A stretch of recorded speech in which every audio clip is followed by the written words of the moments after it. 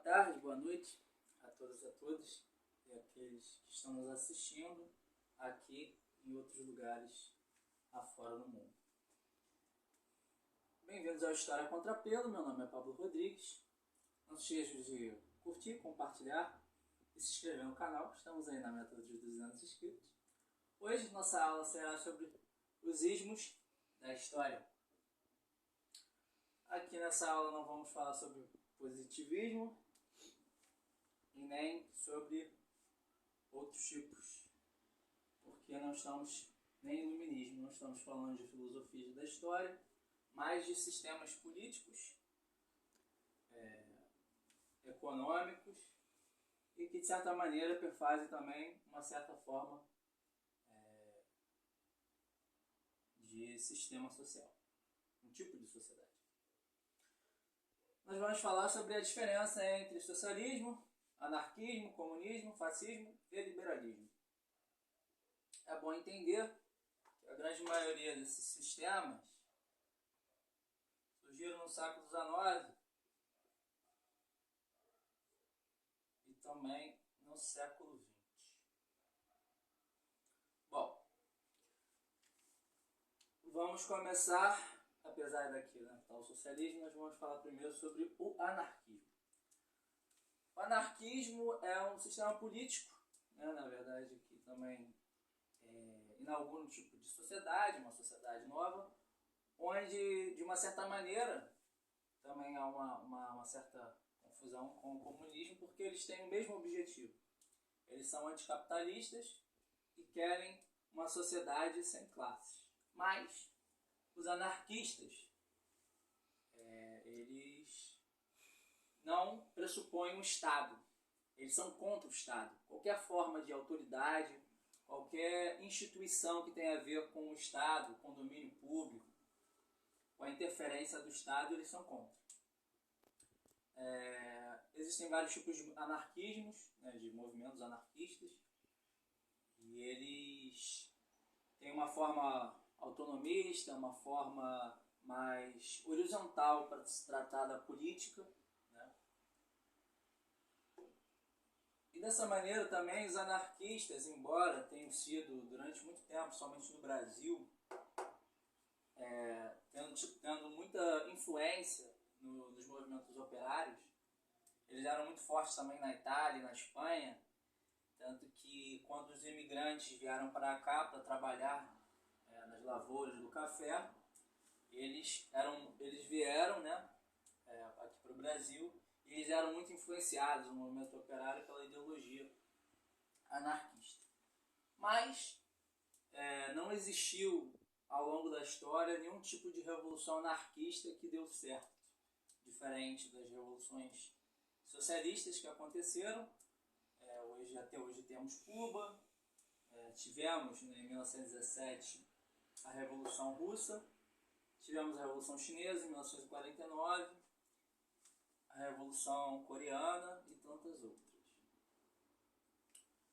O socialismo é uma sociedade que, como disse também, anticapitalista, é contra o capitalismo, e ela pressupõe a existência onde o proletariado, que é a classe que tem como função histórica destruir a burguesia, fazer um Estado onde existe um conceito que foi escrito por Lenin chamado ditadura do proletariado.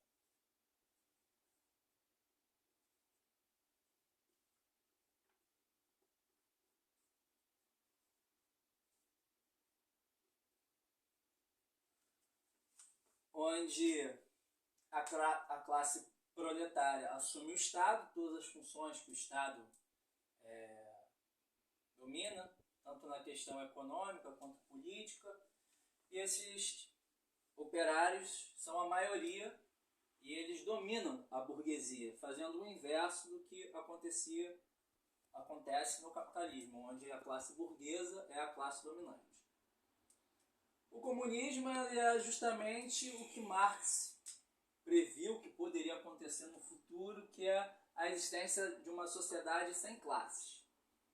O comunismo não existiu, pelo pelo menos só na sua forma primitiva,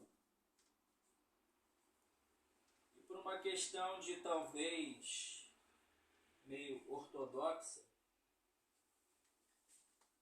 e um pouco deturpada, alguns teóricos marxistas vislumbraram e viram nas sociedades indígenas como uma forma de comunismo, sendo que essas sociedades, na sua organização, embora menos individualistas, um pouco mais coletivistas, mais comunitárias, isso não quer dizer que elas fossem comunistas. Marx, que foi o pai do socialismo científico, junto com Engels, Friedrich Engels, pressupõe então a existência justamente de uma sociedade socialista, que é a primeira etapa, e depois dessa sociedade existiria o que ele chamou de comunismo, que era o fim da sociedade de classe. O liberalismo é um sistema político e econômico onde pressupõe-se a não intervenção do Estado na economia. É uma sociedade onde as liberdades individuais são valorizadas, como a liberdade de imprensa, a liberdade de opinião, a liberdade de culto religioso também. E essa sociedade ela se autorregulamenta. Adam Smith, que foi um dos teóricos do liberalismo político, assim como outros teóricos,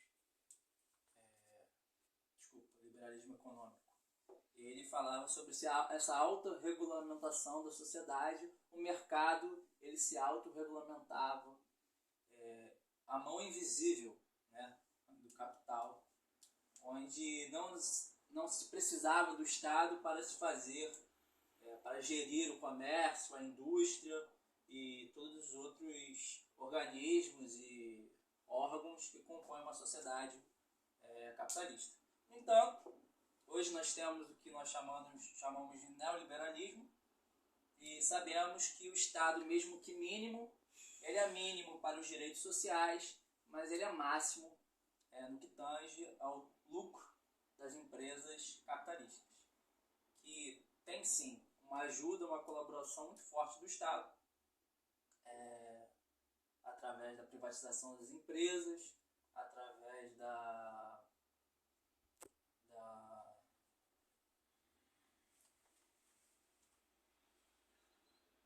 você fazer com que as empresas não paguem impostos, né? E, enfim, uma série de outras medidas que perfazem o Estado neoliberal. O fascismo. O fascismo é eu diria que talvez o mais importante nessa aula, porque até hoje nós falamos sobre fascismo, embora muitos outros movimentos e ideologias que vieram depois disso, né? Hoje em dia nós temos o bolsonarismo, que muitos dizem que seja talvez uma forma de neofascismo. O fascismo ele surge em dois lugares, né? No caso, nós tivemos o nazifascismo. Hoje eu até estou com a camisa da Alemanha aqui, né? Embora, por favor, eu não sou um cara... Eu não apoio o nazismo. É só por uma questão de explicação histórica. Aconteceu na Itália e na Alemanha. Itália e Alemanha. Alemanha. E aí, o que acontece? Faz era um instrumento romano de punição que o exército romano imperial utilizava para castigar, né, os seus inimigos. E ele tinha simbolicamente uma representação de poder. Os fascistas, quando criaram o movimento, se apropriaram desse símbolo, e é por isso que vem o nome fascismo. O fascismo ele é um sistema político, muitos dizem que também seja uma ideologia. Há muita discussão sobre isso, e onde a autoridade do chefe é preponderante, é fundamental. Então há um autoritarismo muito grande, uma valorização também do Estado-nação, onde o nacionalismo é um nacionalismo exacerbado, ou seja, um nacionalismo exagerado, um nacionalismo que prevê justamente a expulsão de estrangeiros do seu território, da sua nação, e muitas das vezes promove uma amálgama, um conjunto, um todo unitário, onde o diferente é ou aniquilado ou absorvido através dessa ideologia, e ele passa aí a seguir esse líder que não é questionável. Ou seja, os fascistas não eram nada democráticos, eles eram antidemocráticos, antiliberais e fundamentalmente anticomunistas, antissocialistas. As pessoas confundem muito, né? Dizia-se que o fascismo era um movimento de esquerda, o nazismo a mesma coisa. Não façam essa confusão. Vou explicar para vocês uma coisa. Dados históricos, que é curiosidade, na verdade. E é aí que vocês vão entender o porquê fazem muito essa confusão. Mussolini, que foi o líder italiano, comandou aí a Itália durante a Segunda Guerra Mundial, enfim, e era o líder, né, fascista. Antigamente ele fazia parte do Partido Socialista Italiano, o PSI. No entanto, ele se desvincula do PSI e funda o partido. Na verdade, ele era um movimento, depois virou um partido, né? Um movimento fascista. Em 1922. O nazismo, por outro lado, se chamava nacional-socialismo, mas de socialista não tinha nada a ver. Então, só para vocês se situarem aí e entenderem o porquê dessas confusões. Mas, como eu já disse, o fascismo é antidemocrático, antiliberal e antissocialista. Tanto que Olga Benário, e é um filme muito bom, vocês assistirem, Olga, quando foi presa e levada para o campo de concentração, ela morreu no campo de concentração, né? Ela era muito visada porque ela era mulher, judia e comunista. Então, se você persegue, você mata, se você aniquila socialistas e comunistas, há de convir comigo, concordar que você não faz parte desse movimento. Então, o nazifascismo está situado naquilo que nós chamamos de extrema-direita. Por quê?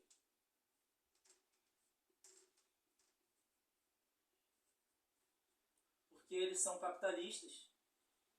De nenhuma maneira, nem a Alemanha, nem a Itália, e nem outros países que de uma certa maneira também tinham essa ligação, como Portugal e Espanha, com Salazar e Franco, eles não eram anticapitalistas. A Alemanha, nessa época, e ainda é hoje uma das principais potências capitalistas do mundo, teve um crescimento muito grande na sua indústria armamentista, na tecnologia, na criação de aviões, de caças, enfim.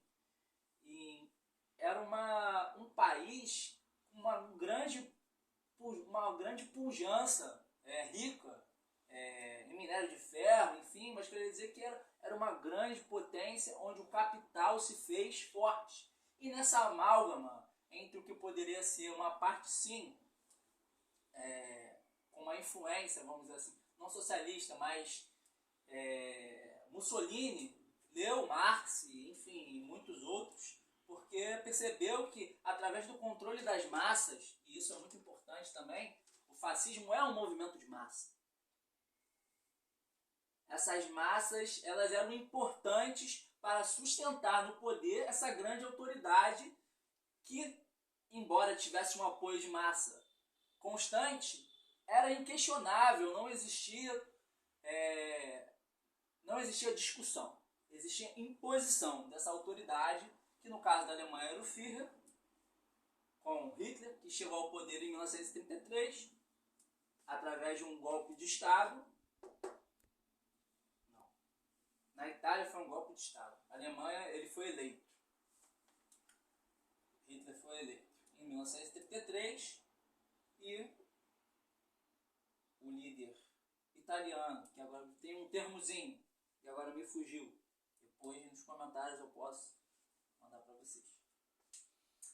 Então, passemos então agora às experiências históricas. Importante, aqui já estou falando mais ou menos delas, mas a experiência socialista mais forte e contrariando até o que Marx esperava, porque nos seus escritos, por achar que pelo desenvolvimento das forças produtivas, ou seja, da indústria, das forças que geram a economia, ele achava que a Inglaterra seria a potência capitalista, onde a Revolução Socialista se instauraria. E não foi o que aconteceu. A Rússia, em 1905, primeiramente com a Revolução Menchevique, tomou o poder e inaugurou o que seria o socialismo. Logo mais, 12 anos à frente, os bolcheviques conseguiram tirar os mencheviques do poder e fizeram a Revolução Russa de 1917. Que, segundo Eric Hobsbawm, um historiador britânico já falecido, foi o que inaugura e marca, coloca um marco no início do século XX, considerado o século mais longo, tendo em vista que tivemos revoluções e tivemos também as duas guerras mundiais, que fizeram uma transformação no mundo em termos de tanto políticos como econômicos e sociais, e giraram a ordem para uma nova potência que estava surgindo, que superou a Inglaterra, que veio a ser os Estados Unidos da América. Mas isso é algo para outro momento.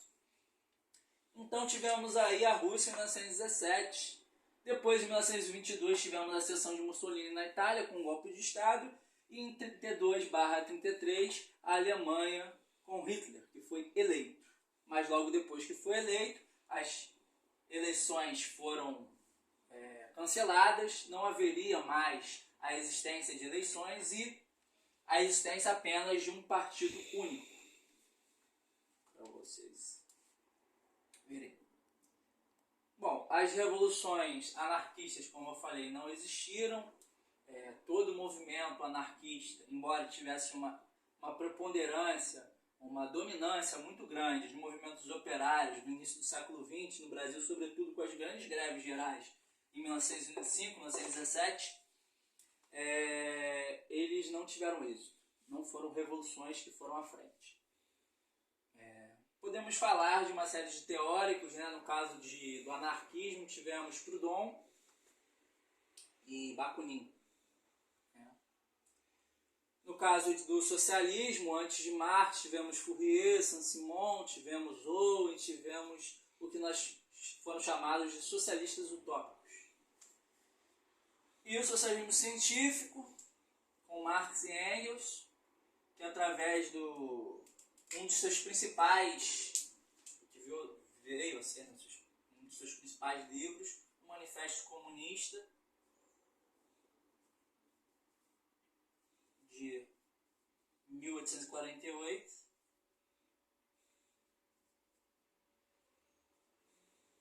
aqui Marx e Engels traçam a conjuntura do movimento operário na Europa, mas sobretudo na Alemanha, que antes de ser assaltada pelos nazistas, bem antes, porque isso se dá na primeira metade do século XIX, existia o Partido Social Democrata Alemão, da qual Marx fazia parte, Rosa Luxemburgo e tantos outros líderes, e mulheres e homens, enfim, que estavam à frente do movimento proletário alemão. aqui ele expõe os conceitos, o que ele achava, o que ele analisava, a forma como o capitalismo se desenvolvia e a forma política que deveria se dar do combate entre o proletariado e a burguesia, as duas principais classes que existiam naquela época e que se autodestruiriam, se autocombateriam no seu conceito do que ele chamou de luta de classes. Aí tivemos, como eu falei assim, o anarquismo o anarquismo não, o fascismo e o nazismo, embora tivessem a sua ideologia e tal, e também foram pautados, alguns dizem, né, que os nazistas, no caso Hitler, lia muito Nietzsche, enfim, outros, eles tinham uma certa influência muito grande do racismo também, de teóricos do século XIX